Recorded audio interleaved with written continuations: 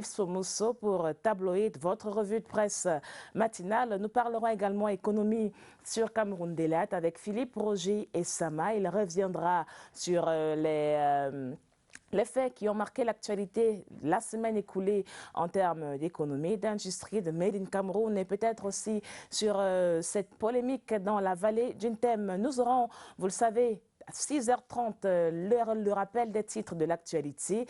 À 7h, notre tour à la rédaction centrale, premier arrêt avec Baldwin Sama pour faire un arrêt pour vous livrer les détails dans l'actualité, dans les bulletins d'information de ce lundi 17 août 2020. Nous parlerons également politique dans cette édition de Cameroun Délat. Ce sera à 7h20 exactement. Et aujourd'hui, politique de Séverin Legambélé revient sur l'exigence du port obligatoire de masques et sur les directives du gouvernement à l'issue de la dernière réunion d'évaluation à l'immeuble Étoile. Et dans cette édition de Cameroun Délat, on va vous mener vers les sites touristiques importants du Cameroun. Pourquoi pas? Vu que les frontières sont fermées, c'est l'occasion de promouvoir notre tourisme interne.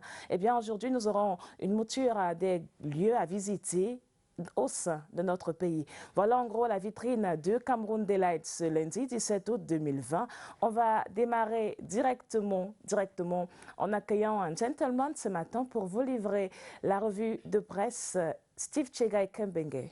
Bonjour, Régine Gladys, bonjour, merci de m'accueillir. Alors, on connaît votre petite touche, on connaît votre marque, le tweet du jour. Qu'est-ce qu'on peut lire sur Twitter aujourd'hui? Évidemment, le matin est bleu, le tweet aussi. Le tweet du matin fait une douche froide à Camwater.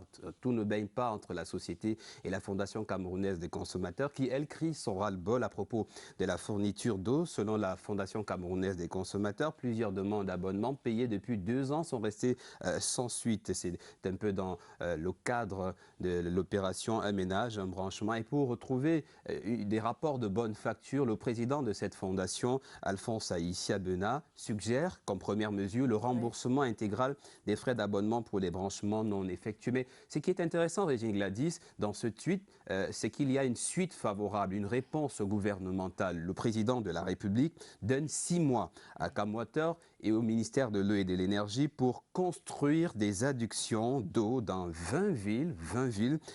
C'est un début. C'est la nouvelle qui barre la une du journal Réalité Plus à la pointe de l'actualité, comme de nombreux autres journaux que nous allons feuilleter ce matin, justement sur cette question de projet d'adduction d'eau. Oui. L'humeur, vous avez parlé de la polémique d'Alontem, humeur apaisée pour les élus du département, d'autant plus que le président de la République annule nos projets d'exploitation de la forêt.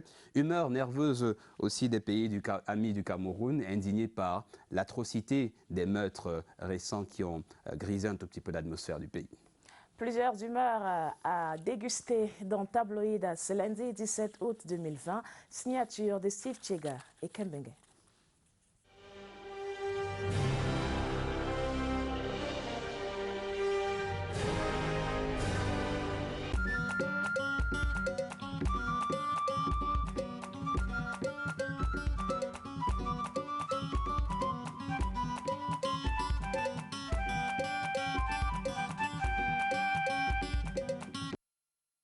Bonjour et merci de suivre Tabloïd à l'écran de l'actualité CRTV News pour savoir ce que disent les journaux ce matin. D'abord, un tweet du site d'information en ligne à Cameroun Actu, vous pouvez regarder, qui partage le ras-le-bol de la Fondation camerounaise des consommateurs à propos de la fourniture d'eau potable. Et pour refermer la vanne de ce mécontentement, le journal Réalité Plus annonce que le chef de l'État donne 6 mois à Camwater et au ministère de l'Eau et de l'Énergie pour construire des adductions d'eau dans 20 villes, un chantier mené avec la firme indienne WPIL sur financement assuré par Exim Bank India. Tout est prêt, rassure le journal, comme on peut le voir aussi à la une du quotidien bleu. C'est bien ce qui est barré à sa une. Et à côté, un gros titre, lisons-le ensemble, exploitation forestière, le chef de l'État sauve la forêt vierge.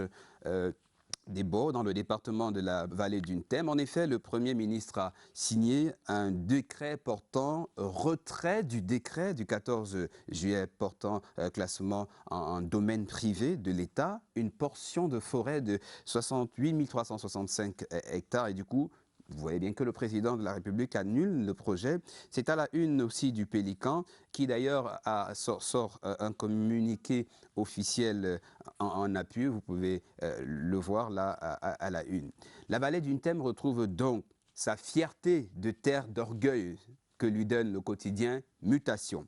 Suite à l'opposition des populations locales, le ministre des Domaines, du Cadastre et des Affaires foncières suspend jusqu'à nouvel ordre, jusqu'à nouvel avis, les effets du contrat de bail entre le Cameroun et Eneo Industries, l'entreprise. Le gouvernement exige un consensus préalable, accalmie donc au pied de l'arbre à palabre de cette forêt. Vous imaginez, le journal Essingan annonce la suspension de ses fonctions du délégué départemental du MINCAF de la vallée d'une Thème, évidemment Hubert Kibon, une décision du ministre Henri Eyébé Haïssi.